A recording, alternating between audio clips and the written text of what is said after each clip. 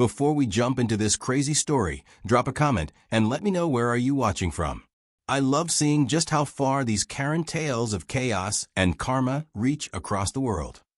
The keys felt heavier than usual in my hand, as though the little metal teeth had suddenly turned into anchors.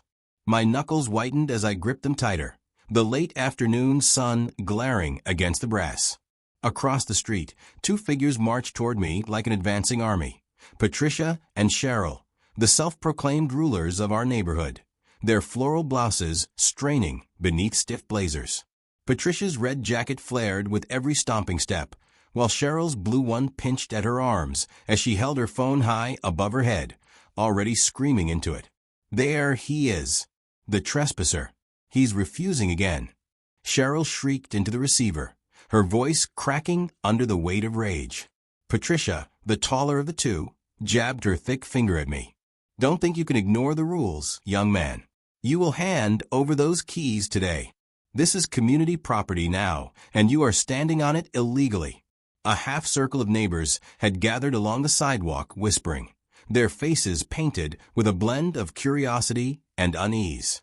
Some wore business suits, others casual clothes, but all seemed hypnotized by the spectacle unfolding before them. One young man, in a black formal suit, lifted a wooden board high above his head. Painted across it in bold, angry strokes, "Give US the keys." The words seemed to hum in the hot air, a command rather than a request. For a moment, I could only laugh quietly to myself. Not a cheerful laugh, not even bitter, but the kind that bursts out when reality tips into madness. I looked at the crowd, then back at the sisters, and whispered under my breath, all of this over house keys. But beneath the hollow humor was a coil of unease, the kind that squeezes tighter with every heartbeat. Because the worst part wasn't their shouting. It was the realization that they had managed to pull an audience, a following, an entire neighborhood into their deranged crusade. It hadn't started like this. Just a week earlier, I'd come home from work exhausted, my tie loose, my briefcase dragging against my thigh. I had been thinking about nothing more than reheating leftover pasta when I saw it taped to my front door, a notice printed in bold block letters, stamped with the emblem of the Homeowners Association. The wording was clinical, but the message was absurd. Effective immediately, property reassigned. New ownership transfer to be facilitated by HOA co-presidents Patricia and Cheryl Wallace. At first, I laughed. A mistake, I thought. Maybe some paperwork crossed with a neighbor's address. I pulled it free, stuffed it into my pocket, and told myself I'd clear it up with a phone call. The next morning, though, I didn't get the chance. My doorbell rang before dawn, and when I opened it, there they stood, the Wallace sisters.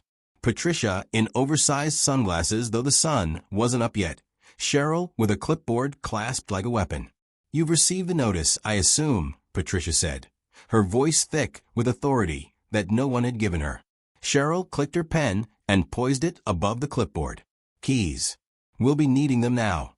I blinked at them, groggy and confused. "Keys? What are you talking about? This is my house." Patricia's lips curled into a smile that wasn't a smile. "Not anymore. The community has voted. Your property has been reallocated for better use. A family more fitting for our neighborhood is moving in. Your cooperation will make this painless."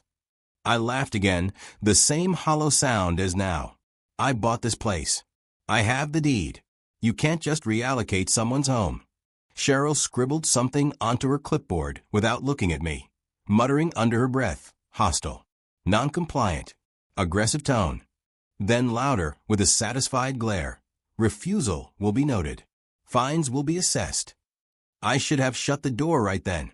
I should have walked away, but the smugness in their eyes rooted me in place. "Look," I said, reaching for the folder in my entryway table.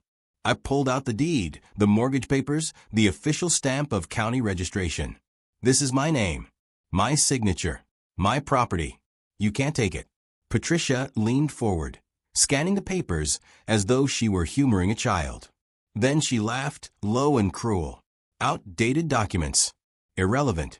This is a new era for this neighborhood, and we are its guardians. You either hand over the keys or we escalate." And escalate they did. By noon that day, A group of HOA board members had gathered on my lawn. They wore ties, blazers, and smug expressions, standing beside two enormous suitcases plastered with stickers. Sold property. Patricia strutted across my grass like it was her stage, while Cheryl snapped pictures, pretending to catalog evidence. "This man," Patricia announced, her voice booming, "refuses to comply with HOA rules. He is in violation of community standards. He is squatting on property that no longer belongs to him." Murmurs rippled through the small crowd of neighbors who had wandered out to watch. Some looked uncertain, others intrigued, but none spoke up. I held my deed high above my head, shouting for all to hear. "This is my home. This paper proves it. They have no authority. None." Cheryl's laughter was sharp, metallic. "Paperwork? Please. Do you really think a sheet of paper can outweigh the will of the community?" Patricia snatched one of the suitcases and dropped it onto my porch with a loud thud. "Consider this your warning. The new family will be arriving soon. You have 24 hours to vacate. Hand over the keys, or they'll be taken." That night, I didn't sleep. The image of those suitcases, sitting like ticking bombs, outside my door burned into my eyes. Each time I closed them, I heard Cheryl's mocking scribbles, Patricia's smug laughter. The next morning, more letters appeared, slipped under my door, pinned to my fence, taped to my car windshield.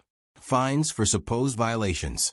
Grass too long by half an inch, mailbox the wrong shade of gray, windows not in harmony with community standards.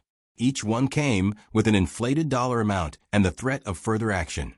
By day 3, Cheryl was limping dramatically across my driveway, moaning about an injury she claimed I caused. Patricia snapped photos of her lying sprawled on the pavement, while I stood there, helpless, clutching the deed like it was a shield. "This man assaulted my sister," she screamed, loud enough for the entire block to hear. It was a performance, every moment staged for effect. And the worst part was that people were starting to believe them.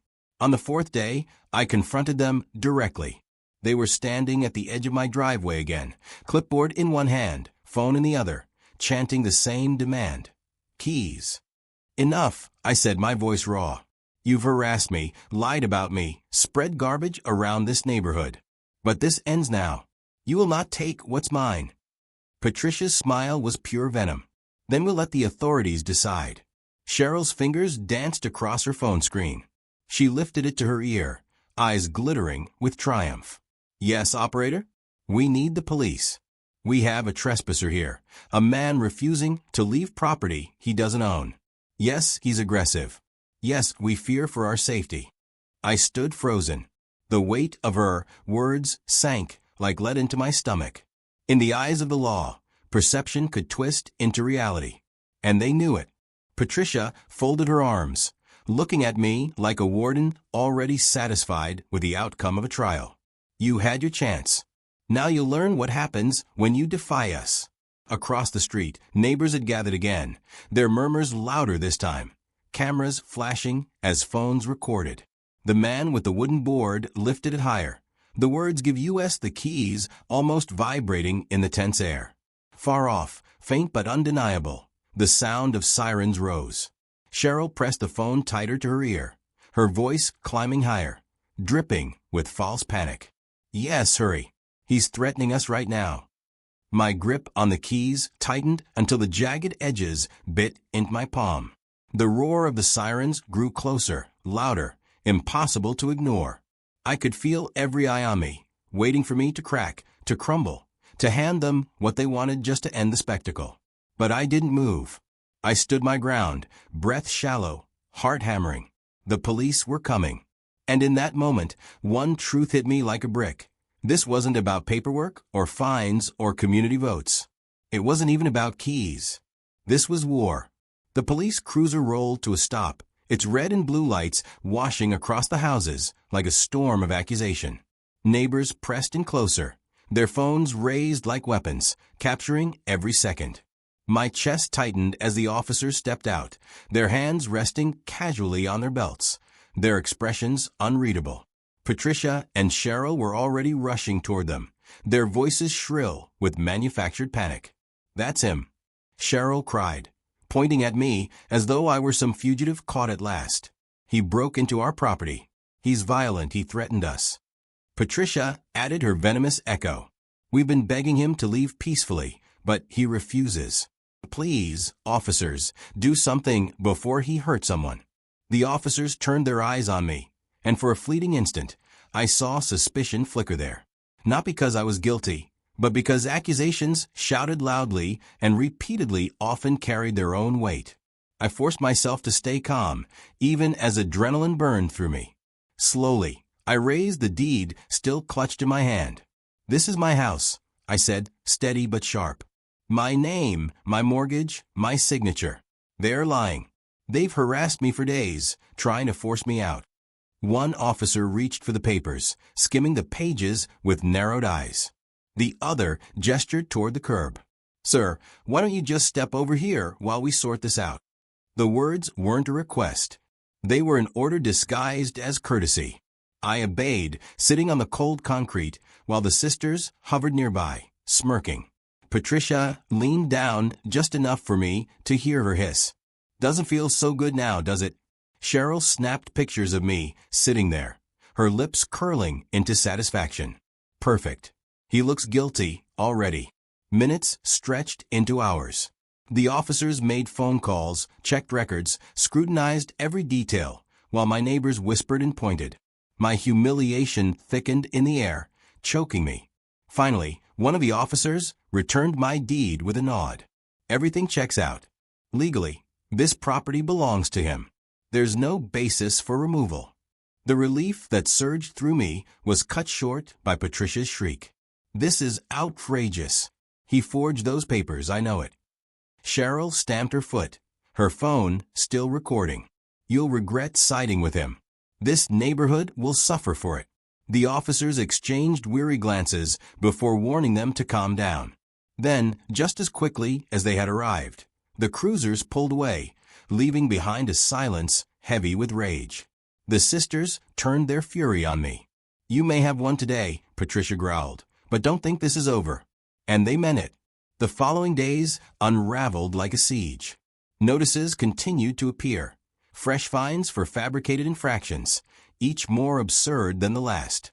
One morning, I woke to find a citation claiming my grass was overly aggressive in length, another accusing my fence of being hostile in shade. They fined me hundreds for paint I hadn't touched, for trash bins positioned exactly where the city required.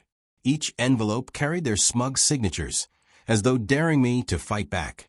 Worse still, their campaign stretched beyond paperwork. A newsletter circulated the neighborhood, dripping with lies. Unstable resident poses risk, the headline warned, accompanied by a blurry photo of me carrying groceries, twisted to look sinister. They called me aggressive, unpredictable, a danger to children. Neighbors who once waved politely now crossed the street to avoid me. Mothers tugged their kids closer as though I were diseased. The final straw came one evening when Cheryl collapsed theatrically in my driveway. She lay sprawled across the pavement, clutching her leg and screaming bloody murder. Patricia filmed the scene with glee, narrating in a solemn voice. Attacked by the squatter, she said, her camera lens focusing on Cheryl's crocodile tears. I stood frozen at the window, watching the farce unfold. If I stepped outside, they'd spin it further. If I stayed in, they'd twist my silence into guilt. Either way, I was trapped in their web. But that night, as I sat alone under the dim glow of my kitchen light, I realized something. Fighting them head-on only gave them more ammunition. Each confrontation became a stage for their theatrics. Direct resistance would never be enough. I needed a different weapon, one they couldn't twist. The answer came in the glow of my laptop screen. I began digging, searching through community records, property laws, county archives. Hours slipped by, replaced by days of quiet obsession. And then, buried among dry pages and scanned documents, I found it, a fatal flaw. The HOA bylaws had been altered illegally. Patricia and Cheryl had pushed changes through without proper approval from the county. Their reallocation of property wasn't just invalid, it was fraudulent. And there was more. Financial records, once I traced them carefully, revealed misappropriations. Thousands of dollars in special fees billed to neighbors had been siphoned into accounts bearing Cheryl's name. HOA funds for maintenance had vanished, redirected to luxury shopping trips and extravagant dinners. For the first time in weeks, I smiled. The sisters hadn't built an empire. They'd built a house of cards. And I was ready to knock it down. I started small, collecting proof. Emails forwarded anonymously by a sympathetic neighbor, showing Patricia boasting about taking over homes. Copies of fake fines, the signatures clearly mismatched. Receipts from HOA accounts that didn't add up. Every detail was another nail in the coffin. But evidence alone wouldn't be enough. I needed exposure, and I needed allies. So I reached out. First to a lawyer, a man whose reputation for dismantling crooked HOAs was legendary in the county. His response was cautious, but intrigued. If what you're saying is true, you've got a case. A big one. Then, to a local journalist I'd found through late-night scrolling. A reporter hungry for stories of corruption, eager to dig where others wouldn't. She agreed to meet, her eyes lighting up as I slid the documents across the table. "This isn't just a neighborhood dispute," she whispered. "This is embezzlement, fraud, abuse of power." Finally, I turned to the people the sisters had victimized. Quiet conversations on porches, hushed meetings behind hedges. Stories poured out. A single mother fined hundreds for a non-compliant swing set. An elderly couple harassed into repainting their home 3 times. A veteran humiliated for flying his flag too high. One by one, they admitted what I already knew. They'd been bullied, but too afraid to fight back. Now, with evidence in hand, I offered them a choice. Stand with me or remain silent. Slowly, courage replaced fear. Neighbors who had once avoided me began to nod, their eyes filled with simmering resentment not toward me, but toward the sisters. The plan crystallized in my mind. Not confrontation in a driveway, not another shouting match by the curb. A public reckoning, undeniable and irreversible. The next HOA meeting loomed like a storm on the calendar. Patricia and Cheryl announced it with flourish, calling it an emergency session to finalize the transfer of my property. They sent glossy invitations, demanded attendance, promised the unveiling of new standards that would shape the community's future. I accepted their invitation with a quiet smile. The night of the meeting, the community hall overflowed. Neighbors packed the chairs. Reporters lingered at the back, their cameras already rolling. Patricia stood proudly at the podium, her red blazer gleaming under the harsh lights. Cheryl fluttered beside her, clutching a stack of papers like sacred scripture. "Tonight," Patricia declared, her voice dripping with triumph, "we finalize what we began weeks ago. This property transfer ensures our community remains strong, united, and dignified." Her words slithered across the room, and I felt eyes turn toward me. The man marked as the outcast, the squatter, the enemy. I rose slowly, deliberately, the keys dangling from my hand like bait. A murmur spread through the crowd. Cheryl's grin widened. Finally, she hissed to her sister, "He's giving up." Patricia's smile mirrored hers, sharp and certain. "Bring them here," she commanded, motioning toward the podium. But instead of obeying, I stopped short of the stage. I set my laptop on a table, my fingers steady as I connected it to the projector. A faint hum filled the hall as the screen behind them flickered to life. Emails, bank transfers, fake fines. Every ugly truth splashed across the wall in glowing letters. Gasps erupted. Neighbors leaned forward, eyes wide, jaws dropping. The silence broke with a single voice from the back. "They charged me $500 for a fence that never got built." Another voice rose, then another, the room swelling with outrage. "They fined me for flowers. They stole our money. They lied to us." Patricia's composure cracked. "This is fabricated." "Lies," she screamed, but her voice was drowned by the chorus of betrayal. Cheryl lunged toward the laptop, shrieking, "He hacked us. This is illegal." I stepped between her and the evidence, my voice steady, calm, unshaken. "The only thing illegal here is what you've been doing to this community. And now everyone knows it." The crowd erupted, their fury finally unleashed. The sisters, once so powerful, stood cornered in the glare of their own deceit. And as their shrill protests filled the air, I allowed myself a small smile. They thought I was surrendering my keys. They had no idea I was about to lock the door on their empire forever. The room was no longer a meeting hall. It had become a tribunal.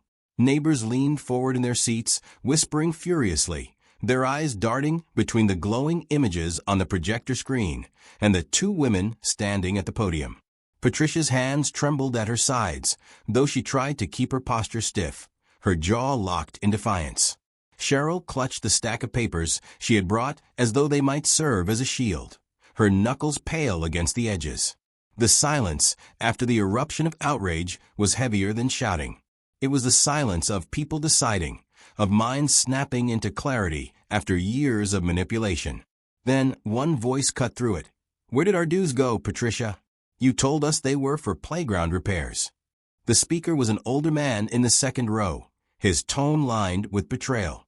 Another woman, holding the hand of her small child, raised her voice. "You said I had to pay $200 because my welcome mat was the wrong color. I gave up groceries that month to pay you." Her words shook with anger and shame. Patricia raised her chin, her voice sharp, rehearsed. "These accusations are baseless. This circus is nothing but slander orchestrated by a man who doesn't belong here. Do not be deceived. We are protecting this community." The crowd roared over her, cutting her off, no longer willing to be silenced. Shouts of thief and liar filled the air. Cameras from the back captured every moment, the clicking and whirring a constant reminder that this spectacle would not stay contained within these walls. I stepped forward, the keys still dangling loosely from my hand. The sound of their metal clinking seemed to echo. "For weeks," I said, steady, deliberate, "they tried to make me believe I didn't own my home. They tried to make all of you believe I was the enemy. But the truth is right there on the screen. They've been stealing from every one of you, manipulating rules, manufacturing lies. And now the evidence is undeniable." Cheryl's voice cracked as she screeched, "This is fabricated. This is harassment. Call the police." Her hand shook as she fumbled for her phone again, dialing with frantic fingers. "We're under attack. A mob has been incited against us." But this time, her panic didn't infect the room. It rang hollow, desperate. The neighbors weren't buying the performance anymore. Patricia tried one last attempt at control. She slammed her fist on the podium, the sound sharp but brittle. "We are the HOA. We are the authority here. Without us, this neighborhood falls apart. You need us." The man in the black suit, who had once held the "Give us the keys" sign, rose from his chair. He tore the board in half with one quick snap, tossing the splintered pieces onto the floor. "No," he said firmly. "We don't." The shift was palpable. Years of fear, of whispered complaints and private suffering, transformed into collective resolve. They weren't afraid anymore. The doors to the hall opened, and the same officers who had humiliated me days before stepped inside. Only this time, the air did not lean in Patricia and Cheryl's favor. They were met with a wall of pointing fingers, a sea of voices crying out for justice. I handed over the binder I had assembled, thick with proof. The officer flipped through it quickly, his expression hardening. "These are serious allegations," he said, his voice carrying. "We'll need to investigate further." Cheryl tried to dart past him, but another neighbor blocked her path. "You're not slipping out this time," he growled. Patricia, red-faced, attempted to snatch the laptop from the table, but a chorus of voices shouted her down. "Leave it. Hands off. We've had enough." The officers stepped forward, their tone firm now. "Patricia Wallace, Cheryl Wallace, you'll need to come with us for questioning." The sisters erupted, their protest shrill, incoherent. "We built this place. We kept it safe. He's the liar. He's the criminal." But the crowd wasn't listening anymore. Their cries were drowned beneath the furious applause of neighbors who had been waiting for this moment. I watched as the women who had tormented me for weeks were led through the crowd, their faces blotchy with rage, their dignity stripped bare. Reporters swarmed them, microphones thrust forward, Questions shouted over one another. Did you embezzle HOA funds? How do you respond to allegations of fraud? What about the false fines? Patricia shoved past them, shielding her face with her hands, while Cheryl screamed that she was the victim of a conspiracy. The doors shut behind them, and for the first time in weeks, the air felt light. Neighbors turned toward me, their expressions softened, guilty even. One woman whispered, "I'm sorry, we didn't stand up sooner." Another man clasped my shoulder and said, "You saved us all." But victory wasn't immediate relief. In the days that followed, the neighborhood buzzed with gossip and revelations. News outlets ran stories about the scandal, plastering Patricia and Cheryl's mugshots across screens. The sisters were charged with fraud, harassment, and misuse of community funds. Their trial was set for months away, but already their empire had collapsed. The HOA dissolved under the weight of its own corruption. Meetings were canceled, fines rescinded, funds frozen pending investigation. Neighbors who had once cowered began reclaiming their freedom, painting their houses the colors they wanted, planting flowers without fear of penalties. A sense of liberation spread across the cul-de-sac like fresh paint. And as for me, I finally slept. I finally stood in my yard without dread clawing at my chest. My house was mine again, not just in paperwork, but in peace. The turning point came one weekend when I hosted a barbecue. It wasn't planned as a celebration, but it became one. Families gathered in my backyard, the smell of grilled food thick in the air, laughter mingling with the sizzle of meat on the flames. At one point, a neighbor raised a set of old keys and said with a grin, "You should keep these as trophies." Soon, half the block was tossing me symbolic freedom keys, a gesture that turned into a running joke. Children played on the lawn without fear of being fined for grassware. Couples toasted to a future without the sisters' reign. For once, our neighborhood felt like a community rather than a kingdom under tyrants. Still, even in victory, I found myself reflecting on how close I had come to losing everything. If I hadn't stood my ground, if I hadn't looked deeper, their lies might have swallowed me whole. The thought lingered like smoke from a grill. How many other communities had fallen victim to tyrants just like them? Weeks later, as the sun dipped low one evening, I stood at the edge of my driveway, keys dangling in my hand. The light caught them, scattering gold across the pavement. It struck me then, the irony of it all. They had wanted my keys so desperately, demanded them, screamed for them, even called the police to seize them. Yet, in the end, the only keys they had unlocked were the ones to their downfall. The neighborhood had moved on, but echoes of their voices still rattled in my head. The shrill demand, "Give us the keys," was now nothing more than a memory, a ghost of their arrogance. But it was also a reminder, sharp and unyielding. Power built on lies always collapses. It just takes one push. I tightened my grip on the keys, lifted them once, and let them fall into my pocket. Behind me, laughter carried from the back porch, the sound of life returning to normal. I turned, a small smile tugging at my lips. The war was over. Justice had been served. Yet as I stepped back toward my home, I couldn't help but think of the trial still ahead, of the sisters who would no doubt try to claw their way out of consequences. Their story wasn't finished, not yet. But mine wasn't either.